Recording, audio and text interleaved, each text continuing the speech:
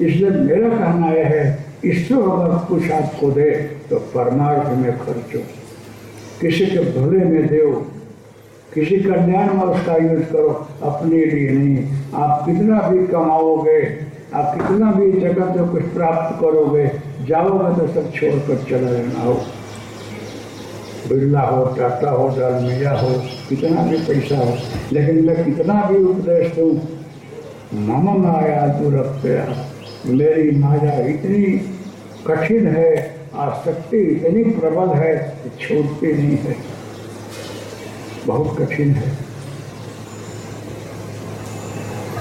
एक भाई बोले कि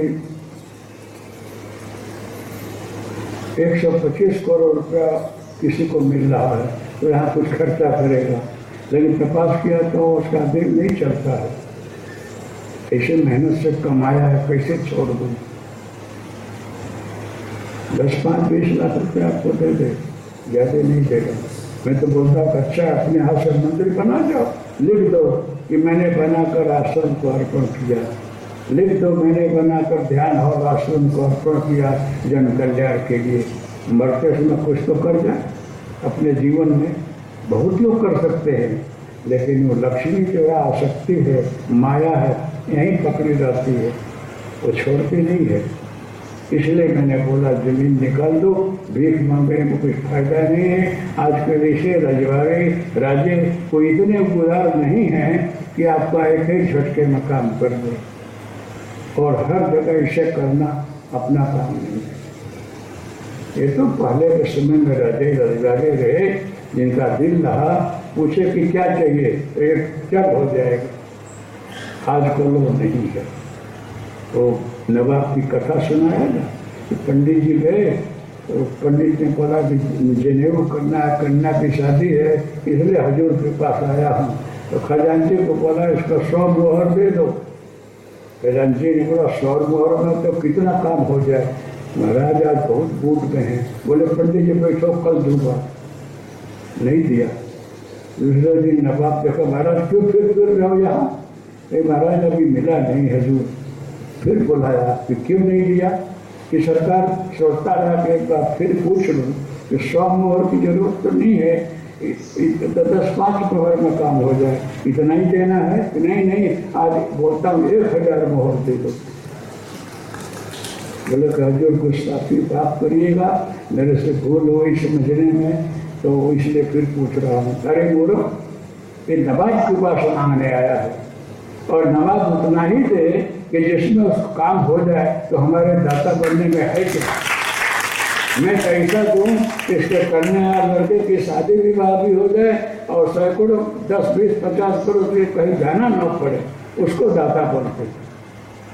तो वो मैं सुना हूँ और रजवाड़ों में रहा हूँ खुद ही। पथुआ स्टेट काशी में कई फिरा हूँ, उन लोगों के दिल को देखा हूँ। अब वो नवाब वो रजवाड़े नहीं रहे नहीं, तो कहाँ जाकर ऐसा कार्य करो?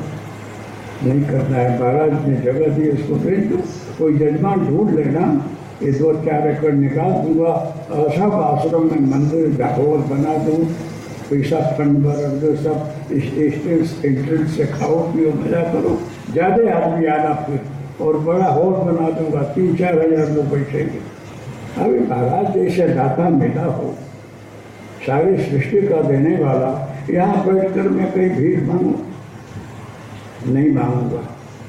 सब लोग इनके पास आते हैं, मैं क्यों मांगू? नहीं तो कोई आकर खड़े हो जाओ अंबानी जी से कि चलो महाराज बोलो क्या चाहिए, बता दो, ऐसा देखेंगे। इसलिए इन्हीं को बोला आपको, बोला कर दे, तू जो बोलेगा सब हो जाएगा। इसलिए भीख नहीं मांगता हूँ, मांगा भी नहीं है। अगर कोई सामने से चल कर आता हो दाता, तो मैं उसको बोलूँगा कि तुम बोल क्या देगा, मैं नहीं मांगता, हमको संतोष ऐसा कर तो करने दो, नहीं तो नष्ट है।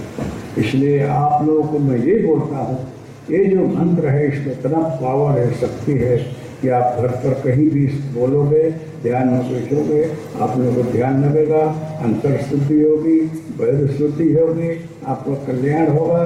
तो भगवान के पास जो कुछ मांगते हो ना, वो सब नहीं देता है, फिरा करके दूसरा रास्ता कर देगा।